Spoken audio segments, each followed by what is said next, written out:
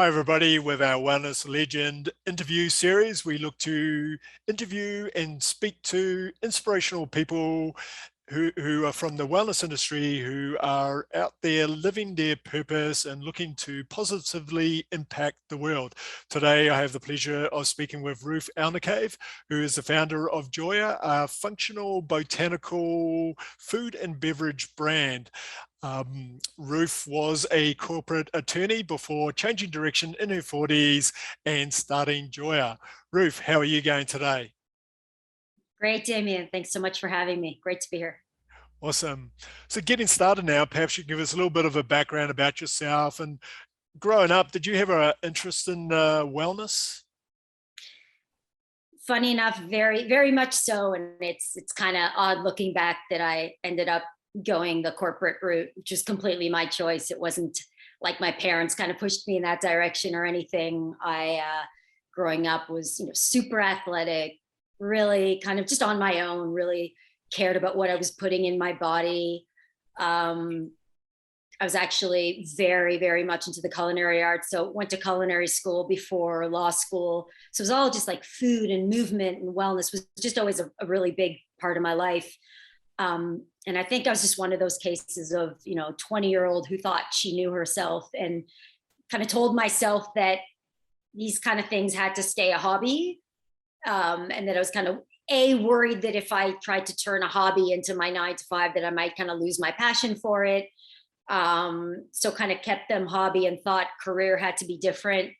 I was also I grew up in an environment where a lot of my friends became like lawyers or doctors or whatever. So that was just that that's what everyone was doing.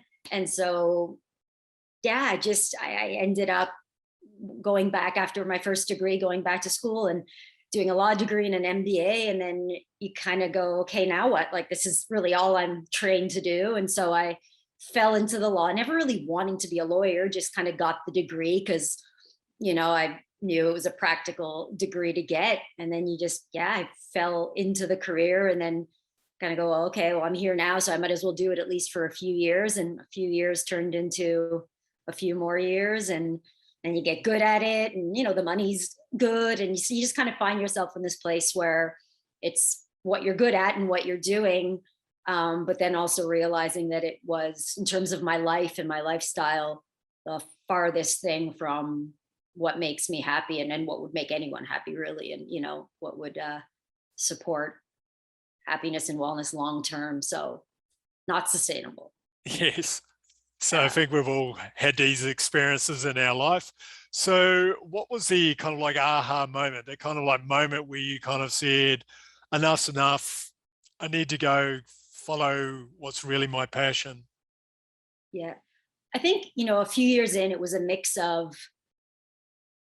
this job just doesn't feel fulfilling. I kind of said to myself one day, like, what am I going to look back on my life and feel like I accomplished? Like, I just helped big companies get bigger. Like it just, there was nothing fulfilling about it. So that was kind of an initial sign. And just my life, like I was, in my mid to later 30s and burning the candle at both ends and didn't even have time to date and still single. So I kind of get like, I've always wanted a family and I can't even, start making that happen because work is my life. So those were it was that moment where I said, this just isn't, this can't be a long-term thing. And yeah, need to find the next thing.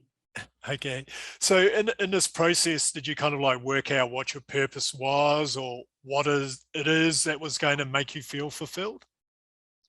So the interesting thing was I kind of still didn't know. Like initially I thought, okay, this is what I'm trained at. This is what I'm good at. So, I'll find a legal job, in a more chill environment, maybe in an area that, I'm more passionate about. So that was kind of my initial inclination because I still didn't really feel like, no, there's some bigger passion. There's something. But then I worked with a career coach who was incredible. And there's one nugget I got out of working with her. It was that kind of uncovered that the one thing in my life that makes me tick is helping people. And that was something we realized because it was true of any circumstance. So even at the law firm, my favorite part of the job was mentoring the younger lawyers or, when I'm cooking for people and host a dinner party and kind of nourishing them with food, or like, it's just every kind of example I could think about in my life. Like when I was the happiest, it was when I was doing something for other people. Like, to be honest, I often neglect myself because I get so much fulfillment out of doing things for others. And that was kind of an aha moment for me that I carried. It wasn't an initial, like I didn't act on it initially because that was still very vague. I didn't know, helping people is very vague. There's a million ways you can do that, but it was something I carried with me as, I continued to think about what might come next. But then still, a couple years went by and I kept interviewing for all these corporate jobs, and nothing felt right. Nothing felt like, after all these years of working so hard in school, I don't want to just leave this super demanding job that's running me into the ground for just another corporate job that, yeah, I might like a little bit more, but isn't, I'm like, I'm approaching 40. Like, I want the next thing to be something I'm actually excited, to jump out of bed and do. So I actually ended up leaving my career in law before I knew what the next step was, because it was so all encompassing that I didn't feel like I could figure it out while I was there. I was just so, when you're there, you're still so devoted to the job. You can't be dropping the ball. I mean, it's a very high stakes environment. So I just felt that I didn't have the emotional capacity to really dig deep and figure it out while I was still in that.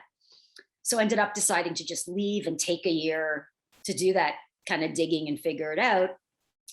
And in the process, had heard about this program in holistic nutrition. And I figured, you know what, instead of just taking a year to goof off and do nothing, why don't I do this program in the meantime and, reconnect with wellness that I was kind of so disconnected with for all those years.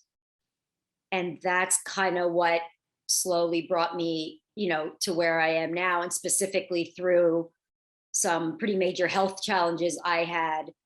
Just as I left the law and started this program, my body just shut down from all the years of stress. And so, never a great thing to get sick, but it was kind of a blessing in disguise that it happened to me while I was learning about holistic health and functional medicine, because, I did run to my GP right away to try to figure out what was going on. And they ran all these tests and told me I was fine. And of course I wasn't. I was literally overnight, I was walking around like a zombie. I couldn't digest anything. I lost my cycle. Like, everything just kind of stopped working overnight. And these were all these things that we were learning about in the program I was in, about, hormones and the hormone systems and stress. And, so it was really lucky that I was exposed to these teachings at the time, because kind of conventional medicine had no clue what was going on with me. And so it was that experience of realizing what was going on, and then being able to use these modalities and ingredients and foods that we were learning about in the program to heal myself was just so powerful. Because, it's one thing to learn something out of a textbook, but it's another thing to actually see it work. And so that was such a powerful experience. And that kind of led me to going, more people need this, more people need to know about this. So that could have been like your second aha moment, where you kind of like, you knew you needed a change. So okay, I'm cutting everything off. And then second moment is, actually, this is going back to where I came from, like my interest in wellness. And now I can actually see the benefits for myself. And then now it's given me another way to kind of like do what I feel is my underlying kind of like mission or purpose in life, to help people. So you kind of like, all these kind of steps kind of led you all the way around. It was kind of full circle, but then coming at it from a different, because I never really knew anything about functional health or holistic health. It was very, it was more mainstream, if you want to Yeah. call it, eat well, exercise, it's pretty much it. And so really understanding how the body works holistically and approaching wellness, from a preventative aspect versus, waiting till you get sick and then doing something about it. Like, really diving deep into that. And herbal medicine, I never knew anything about that, or different, modalities of traditional medicine like Ayurveda and traditional Chinese medicine. So yes, I was coming back to wellness, but on a whole different level. And that was, still something that at the time, and still today, a very, very small part of the population really know anything about, understand. But that's it. I mean, that's that's what medicine was for thousands of years. And that's, the only way for us to get healthier and live longer as a society is to live preventatively and not, you know, be exposing ourselves daily to all this crap. And then once we're sick, try to, and wonder why cancer rates are where they are and obesity rates are where they are. It's our fault. Yeah, no, definitely. So through this journey, so do you think you now have a handle on what your personal purpose is? Definitely. And it's kind of what keeps me going through the entrepreneurial journey, even though there's days that are horribly hard and emotionally devastating. But there's nothing more fulfilling to me than when I get those messages from customers who share how our products have changed their lives or made them feel better, or made a certain pain or symptom or something that they were dealing with for months or years go away. I mean, that you know making people feel better, but also the joy piece, kind of as our brand name suggests.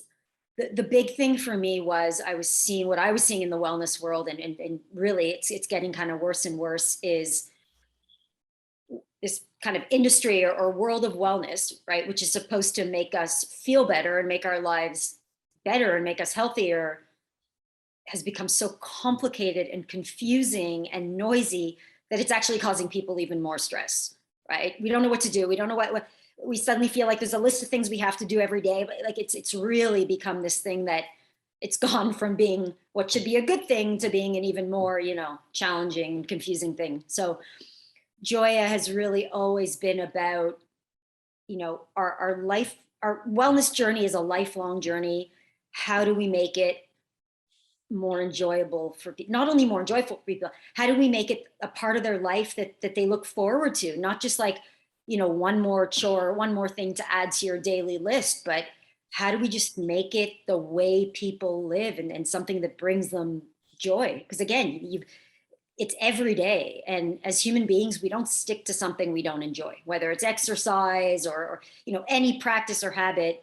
If it feels like a chore or something we dread, we get up, we're not going to stick to it. So with Joya, whether it's, our education, our products, everything we do, it's really about how can we bring joy back to this process, because it's every day for the rest of your life. It's not, something you're just doing for a year and that's done. No, definitely. So what would you say to anyone who hasn't arrived at where you've arrived and kind of like discovered your passion and your kind of like purpose? What would you say to them? It really depends on where the person is in their journey. The one thing I don't believe in is that you have to go from 0 to 100 overnight. If anything, that's, typically when things don't stick because it's just too much and it's too overwhelming. So I really like, understanding where someone is and meeting them there and figuring out how we can gradually add, accessible things into their life so that A, it's easy, B, that's when it gets exciting, because then the person feels empowered. They feel like, yeah, I can do this, sure, and then once they've done that one thing and they feel better, it's like, oh yeah, bring on more, So I think that's always the best way to approach anything rather than throw someone in the deep end. So yeah, and that's why, again, with Joya, you don't need to even be using our products right away. That's why we love sharing, education and tips and knowledge, because, that might be your gateway, right? That might be your entry that kind of makes you, start to get interested and want to know more. And even with our products, it's why we've formulated them in a way, again, that's so easy to incorporate in your life and enjoyable, because reality is, find me one person that enjoys popping a handful of pills every morning, right? Like, many people will do it because they feel like they have to or they've been told they have to, but nobody enjoys popping pills. And so with our products, whether it's our supplement blends or our chocolates, right? Like, we formulated products that they just fit seamlessly into your routine. And you want, I mean, who doesn't want to enjoy a chocolate bar every day, especially if they know that it's actually contributing to their health? Or, our blends, they're supplements, but you get to enjoy them as a food. So who doesn't want to have a hot chocolate, in the evening, or add something yummy to a smoothie, and then it's a supplement, So And that's an easy, like anyone can do that, right? Everyone's drinking and eating already. So it just makes it really easy. There's no, there's no big chore. There's no, so I think it's just about, yeah, finding ways, if someone's, especially if they're just beginning that wellness journey, is finding, yeah, those small ways, and ideally impactful, right? Because if you just give someone something small and it doesn't really make a difference, they're going to go, yeah, none of. So that's what I love too about especially our blends is, they're so powerful that just by making that one change and giving it a couple weeks, because of course herbal medicine, these things don't, just like one workout doesn't make you fit, taking a supplement for 1 week isn't going to make that big a difference. You won't feel it yet, but you stick to it, you do this easy thing for a few weeks, a few months, and you really start to feel a difference. And again, that makes you want to do more. Yep. So before we talk a little bit more detail about your products and exactly what they are, so what would you say to someone who has identified they have a particular mission or purpose in life, but are too scared to take the next step, or they've reached, our age group, approaching or over 40 and gone, I'm too old. Like it's too late Yeah. to kind of like make that happen. So what would you say to that person? First, I'd say 40 is the new 20. So get out of that frame of mind, because 40 is like your maybe third of the way point, right? Or it Yeah. can be. Um, but listen, change is scary, especially if where you are right now is, call it comfortable, you're fine financially, you're fine, and so making a leap definitely is scary.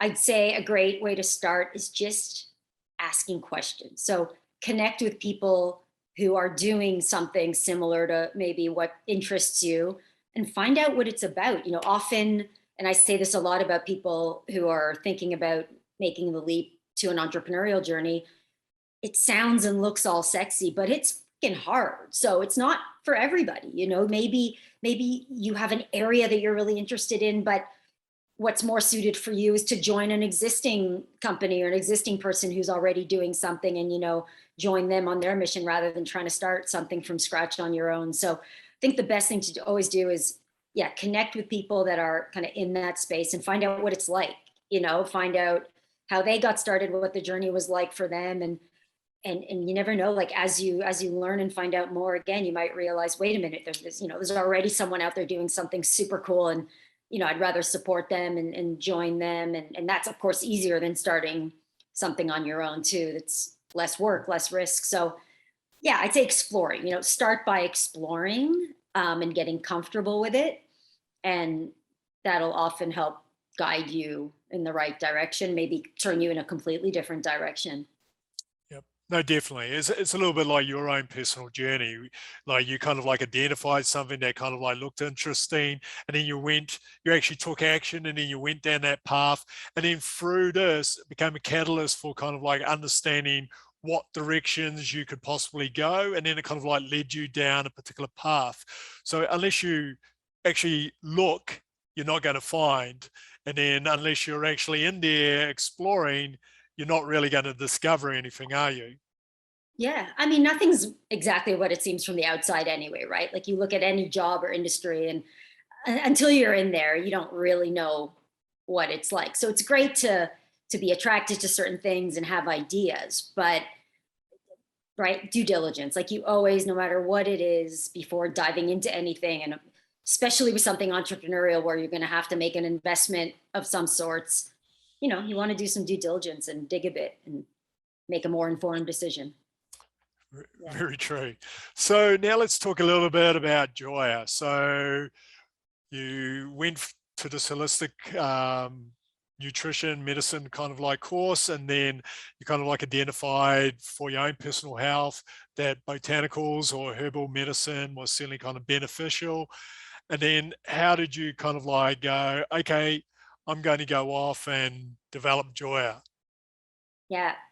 So it was actually a little bit of a journey with a few pivots. So initially, it was taking these learnings that I was studying in the program. I dove a bit deeper. It was a 1-year program, so I did dive a bit deeper in a bunch of areas, including herbal medicine after the program. But it was through kind of my own healing journey and using a lot of these ingredients that inspired me to want to go deeper and deeper and understand and learn more about these ingredients.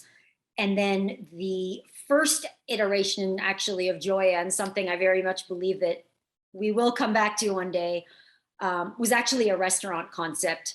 And that was because for me, just given where I had come from in my career, the first kind of gap in the market that I saw and the opportunity I saw to fill was in Toronto, where I live, especially in the kind of downtown financial core. There are no options for restaurants for food that were like truly nourishing and delicious, but didn't make you feel like you were giving up, everything. So there's either like all these fast food kind of restaurants that were like truly bad for you, and or it's like, okay, I'll have a salad, and even the salads weren't, like there was nothing. And it's odd in Toronto because, we've got so many amazing, like world-class kind of high-end restaurants here. But, then you go to, if you travel, you go to cities like LA or New York or anything, and it's just all these amazing, fresh, delicious restaurants. You don't even call them healthy. They're just delicious, great restaurants. And we have nothing like that here. So that was kind of the initial gap I saw, because I knew from all those years of, working at the law firm that that's what the community wanted. It just didn't exist. And so with my culinary background and now my nutrition background, I felt like I was the person who could, create a concept and a menu that was just something that people would crave and look forward to every day and would actually nourish them. So that's what we worked on for about a year and a half. And we were kind of yay close to opening, and a location that I was happy with just wasn't opening up. So we were waiting and waiting. And while we were waiting, we decided to just start testing out some of our products and recipes at a few markets. So we did that. It was the summer of 2018. And it was that summer where I had this kind of eureka moment that made me pivot, where I saw people's reaction to the products we were selling. And I kind of went, I don't want to just impact people in Toronto. Like if I do something right, like a restaurant, it's great, but I'm only impacting so many people. I want to impact people, farther and wider. And that's kind of when we decided to pivot from the restaurant concept to CPG, or consumer packaged goods. And just given the experience I had again with these powerful botanicals, that's kind of, I decided to focus specifically in the functional food space. And largely because at the time, and kind of till today, the only option on the market was either, herbs that, or individual herbs that truly tasted medicinal, whether they were tinctures or powders, just like products that felt medicinal. And again, like you don't stick to that, or you end up having to mask it with so much sugar and milk and all these that you're defeating the purpose. Or there were all these kind of superfood blends that had sweeteners and processed milk powders and all these fillers. And right, there was nothing that was just 100% pure, truly efficacious, but as delicious as it was efficacious, and something you would actually be excited about using every day. And so that's again where I kind of felt like I could fill that gap, because I knew that with my culinary training, I would never compromise, on flavor, and I'd be able to kind of come up with something really unique. But now with my herbal medicine training and holistic nutrition training, I'd also, be able to come up with something really efficacious. And that's now kind of the basis of any product we create, whether it's our blends, our chocolate. It's got to be, but it's got to be as delicious as it is great for you. Okay. So now let's talk specifically about the products. We kind of like got a kind of like global view. So they're botanical, they're functional, but what is it exactly, the kind of product you're producing, and what's the kind of like result the clients are getting? Because you mentioned people are very happy with the end result. So what is it exactly? So as you kind of mentioned, we've got two product lines right now. So the herbal blend line is an actual supplement line, and the chocolate, call it functional chocolate or functional food. So regardless of the line, it's kind of the same approach. It's products that are 100% pure and really support our health in a holistic way. And that's really important because that's the way our body works, right? Like our digestive system doesn't work on its own, and our immune system doesn't work on its own, and our brain, like every part of our body kind of works together. Our body is a system.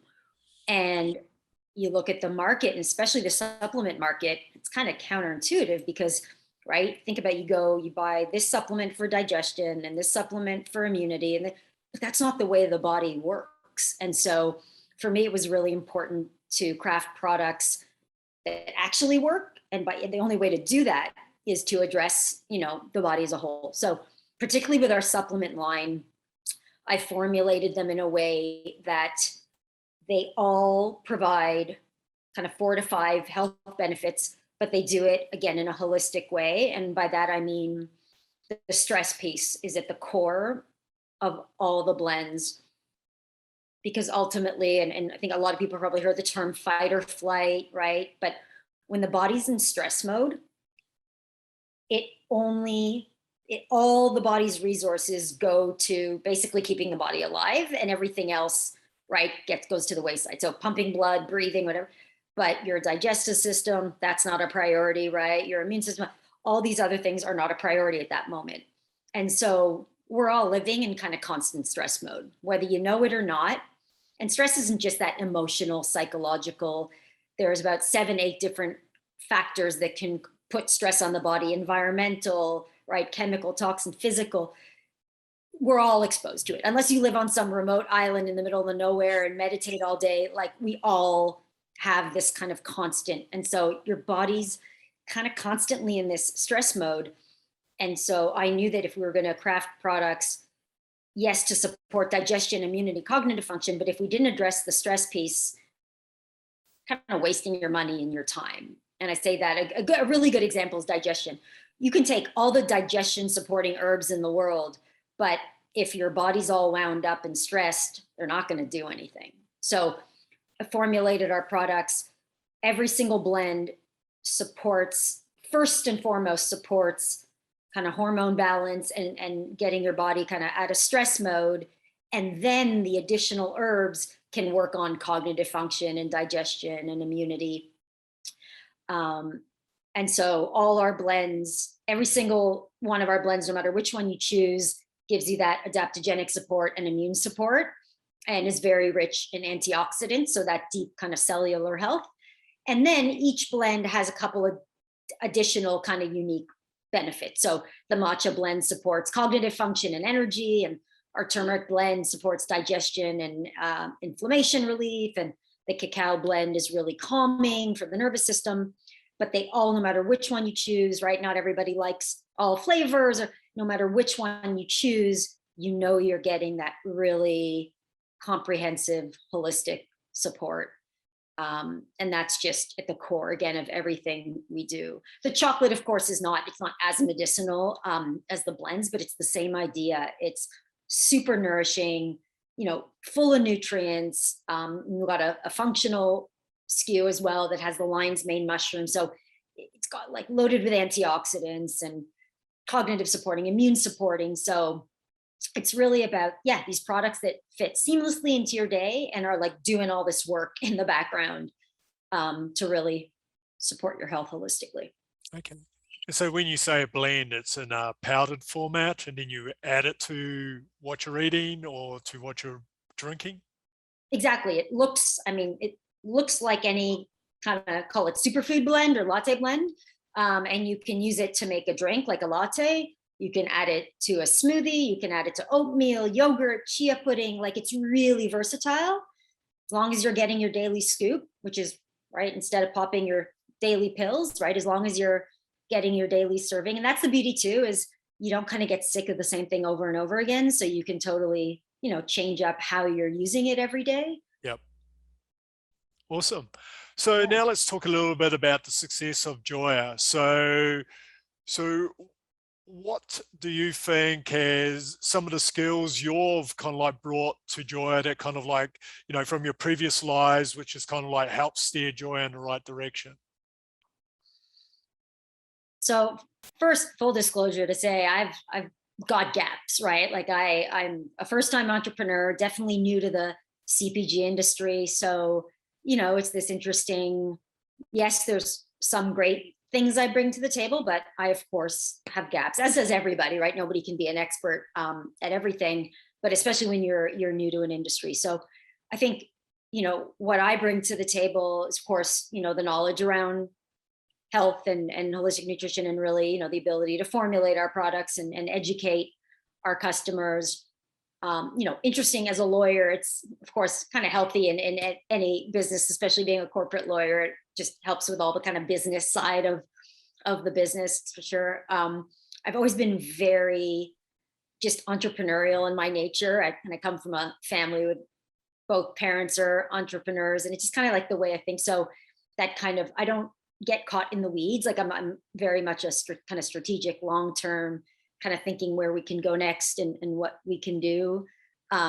Which again, I think you kind of need as an entrepreneur. I kind of say like I'm the CEO now by default because we're such a small team, but I don't think that's that's my skill. Like I can't wait till we grow Joya to the point where I can bring in a professional CEO and focus more on the things I love, which is more that like innovation and strategy and brand building. And so, yeah, so that's, some of the stuff I'm good at, but, I'm not a marketing expert. I'm not a sales expert. I'm not a finance expert. I can, do all these things, or I'm learning every day. Definitely know more today than I did 2 years ago when we started, but yeah, I think the key in being an entrepreneur is identifying your gaps as quickly as you can and filling them as quickly as you can. Something that I honestly, I should have done sooner. It took me a while to kind of get to that point where I said, okay, like, no, because it's an expense too, right? Every additional hires. So admittedly, I kind of tried to push it on my own, probably a little bit longer than I should have, but you learn and now you do it. And we're actually in the process now of building out the team, which I'm really excited about. Awesome. So what have been ways that you've kind of like dealt with the ups and downs of being an entrepreneur? So obviously you need to be motivated, and sometimes you'll be questioning whether or not this is a good decision or not. So how do you work through these kind of moments? For sure. Honestly, I think the number one thing is, you need a support network. Like you can't do it on your own. Whether it's your internal team or your team of just mentors and people. And I think I've been really lucky, from day one. I knew people that were in the entrepreneurial journey kind of a few years ahead of me, or even founders. Like it's funny enough, the industry I'm in, it's a very collegial, supportive. So, I'm in a number of groups with other founders, and some of them are like right at the same, level I am. Some of them are 5-10 years in. So that's so important to have that network of people who are either, going through the same thing as you right now, or have been there and can kind of shed light on, what they've done. Because I mean, the first few years, especially of the journey, is just a roller coaster. And then throw COVID, it's like we launched just as the pandemic was starting. So you throw a pandemic into the mix, and it's definitely not easy, and not for everyone. But yeah, that support system is the number one thing, because it's so easy in those moments in the hard moments, especially to want to just kick up your legs and call it quits. But then, you get those people in your corner and who've been there, and yeah. Work through it. So what have been some of the other challenges you kind of face? So obviously, as you mentioned, COVID was kind of like a big one for a lot of people. So what other kind of like obstacles did you kind of like face on this journey over the last 2 years? Yeah, lots. Some kind of indirectly related to COVID. So COVID really, like prices of everything have skyrocketed. And again, that's when you're a startup, that's particularly challenging because, you're already operating on pretty tight margins. And so when you create your business plan and your pricing and everything based on certain prices, and then overnight shipping costs go up eightfold and ingredient costs go up and everything, that can really throw everything for a loop. And it's not like you can suddenly jack up your, product price. So all those kind of COVID related, shipping delays. Our Canadian launch ended up delayed by 10 months because packaging just got so delayed. And so, those are really big when you're just starting off and you need revenue coming in. another thing is just kind of the business itself. Like we're in a space where, when I conceived of Joya and developed the products, this kind of functional food, kind of adaptogen space was still very much in its infancy. There were maybe another, couple brands. People still didn't really know what any of this was. I developed this again because out of my experience and wanting, to be an early brand. And then you fast forward now, and it kind of feels like every second day a company puts mushrooms in something, right? So the space is just, it's still early days. Like we're still just, at the beginning of really shaping kind of the future of preventative health. But if you're in kind of the wellness space, it's getting, busier and busier and noisier. And that's, hard for a startup. The noisier it gets and the more competition there is, the tougher it is to really, break through and find your audience, find your customer. So it's been definitely added some challenges to, go from, again, when I conceived of the brand and thinking it was going to be, XYZ, and now you're just dealing with a lot more noise and competitors. It's also great though, because it brings more awareness to the industry. The more players, it's not all a bad thing. It's just different, and learning, having to figure out how to break through the clutter and really convey to the market why you're different, and why you're better and different. And then, just the kind of internal, the team, the processes, finding, especially in the early days when you're such a tiny team, every person on the team is so pivotal. And so like finding those people, finding the right team to take, the business to the next step, like that's challenging. It's something sometimes you're lucky and you find awesome people right away. And sometimes, people aren't a fit and you have to, try again and move on. So yeah, that part is, and that's a first for me as an entrepreneur. I was, at a law firm of, our Toronto office alone was 500 people. You're just kind of a cog in the wheel. So I hadn't really ever experienced that before. And especially when it's your own baby, right? Your own business, that's a major, and it's the most important thing. You want, as a leader, like you want your team to be happy. You want everything to be working, really in sync. You want, and so that's a really difficult part of it, an exciting part too, because then when you find the right people and like you really, become part of this family. But yeah, it's tough.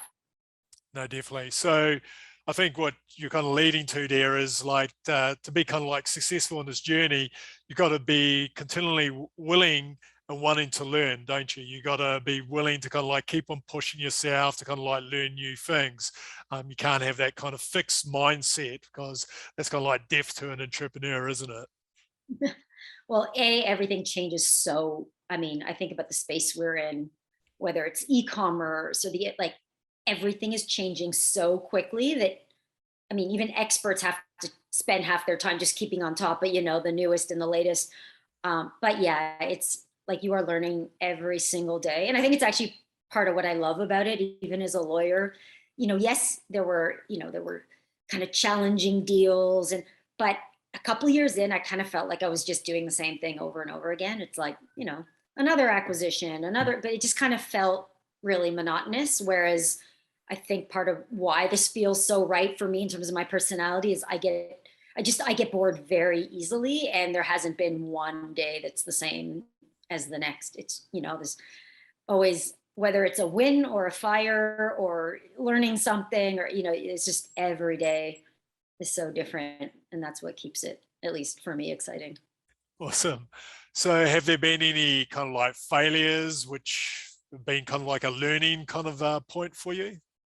Sorry, have there been any what? Failures, like anything that kind of failed, didn't really kind of like work the way you were hoping, and then helped you kind of like pivot the way you were kind of like doing your business, or anything along those lines? Yeah, a really big one, um, call it a failure per se, but was, being again inexperienced in the early days. I kind of thought that, you just want, like, for the business to be successful, you just want as many different revenue streams as possible, right? Because that's just going to help the bottom line. And so even though we were a tiny team, like 2 people and a couple agency partners, we were doing e-com and trying to break into stores and like really trying to get all these different revenue streams.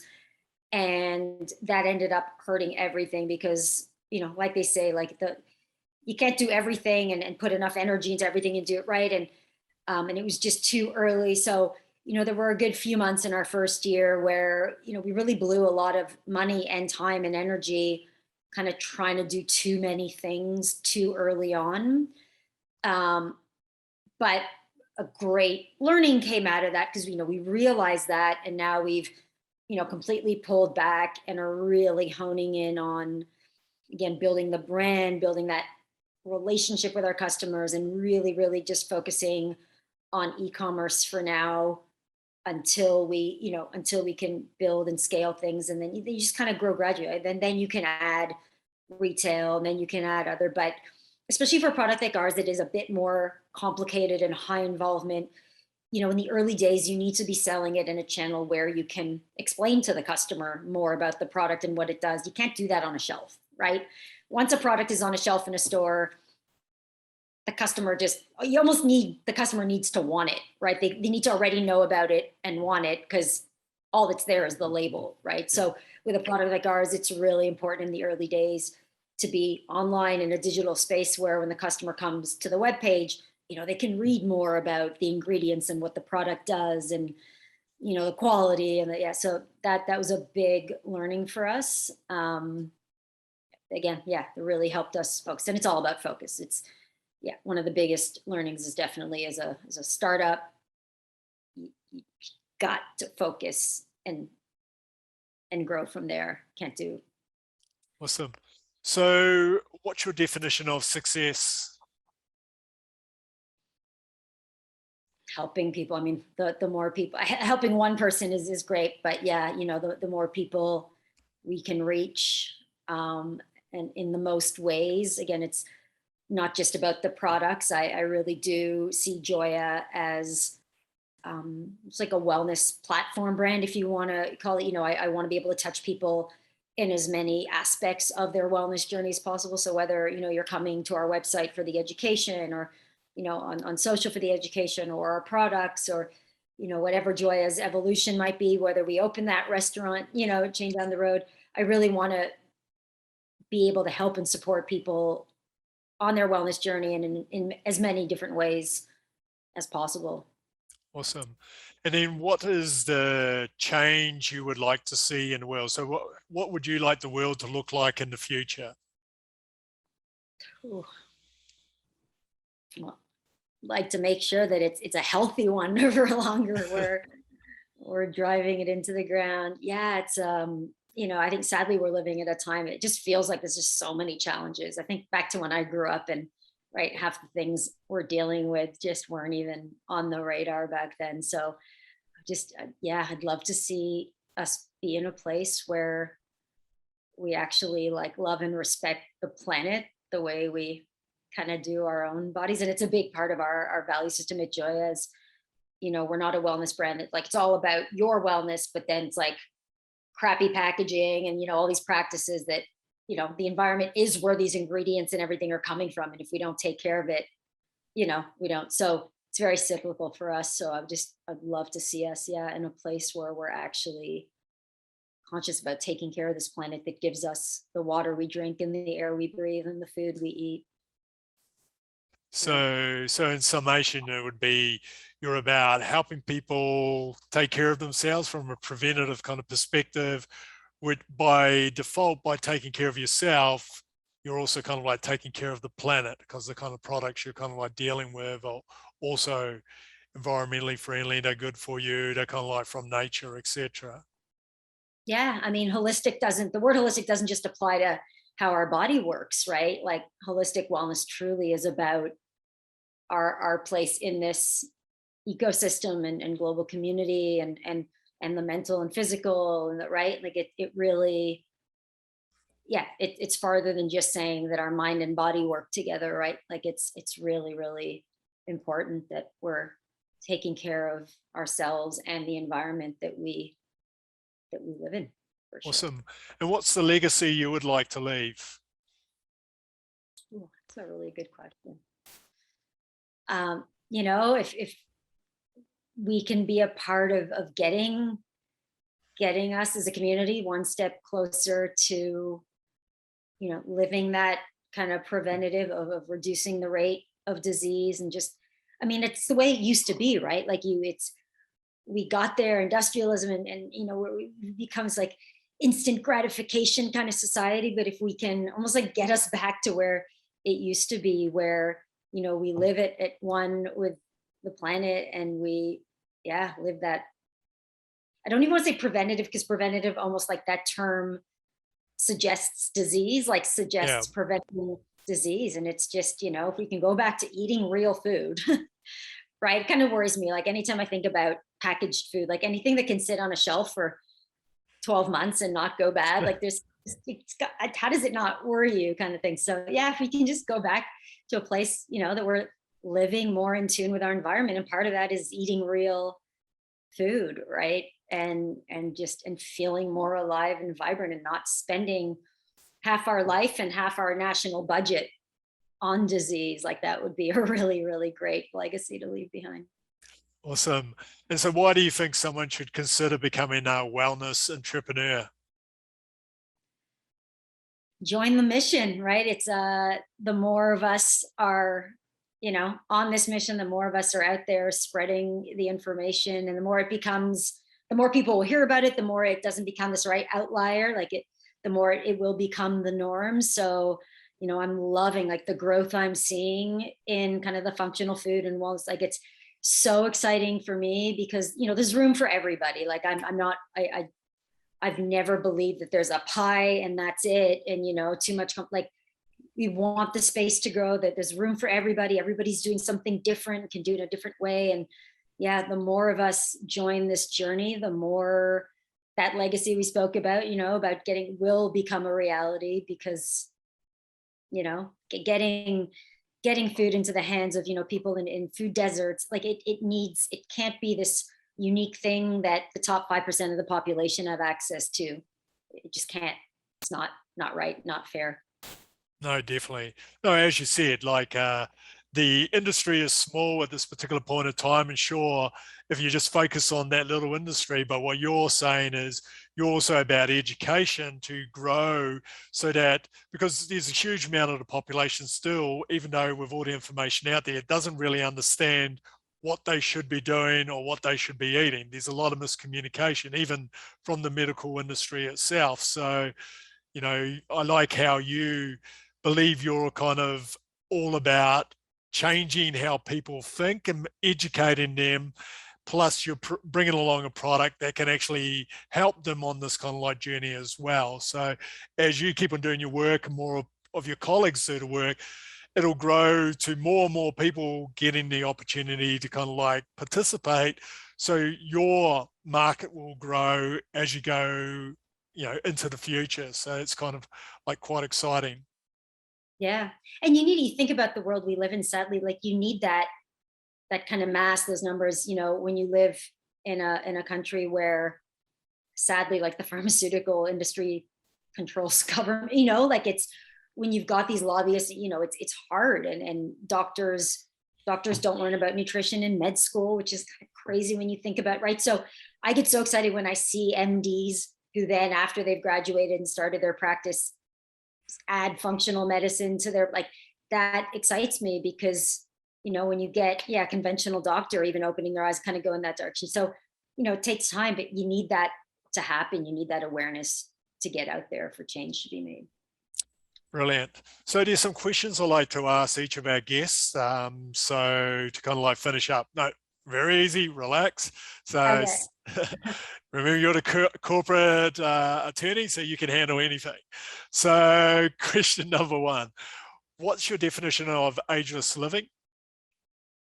Well, first of all, it's all up here, but yeah, just, you know, not not putting a limitation on yourself because of a number. And just, yeah, like life should be an adventure till your last day. So just, you know, continuing to do the things you love and not putting a mental limitation on yourself because of, yeah, some concept about number, whatever, just enjoying every day you have on the planet, whatever that is for you.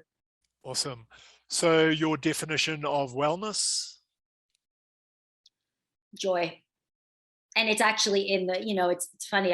Again, it goes back to why it shouldn't feel like a chore or whatever. Like the actual Merriam-Webster definition of joy is happiness that comes from a state of well-being. And that's it. Like it's stressful or a chore or whatever, it's not, right? It's that mind body, it's finding it's joy in the little things, the big things. It's being able to live every day doing the things you love with joy.